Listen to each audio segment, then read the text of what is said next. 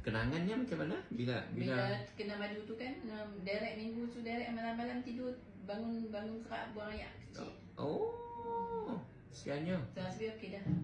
Dah Mila ni dah okey dah. Okey dah sikit dah. Kata sebab apa? Tak tahu. Sebab hari tu Kak punya pankreas uzur. Walaupun Kak tak ada kecil manis. Pankreas tu apa Limpa. Oh, limpa. Kelang kecil manis tu lah. Kan orang kecil manis kan kuat kencing.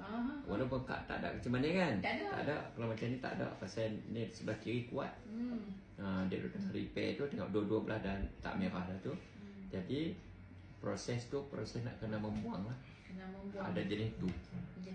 Jenis nak kencing. Sebab penyakit ni keluar melalui kencing, berak, muntah, peluk. Kan? Ni dah repair dah tu.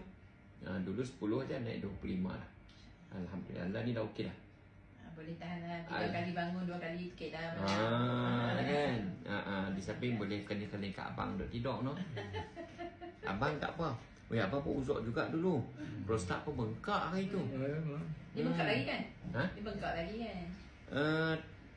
Memang bengkak tapi dah separuh dah repair. Sebab kita target nak 50, sekarang ni dah naik 25.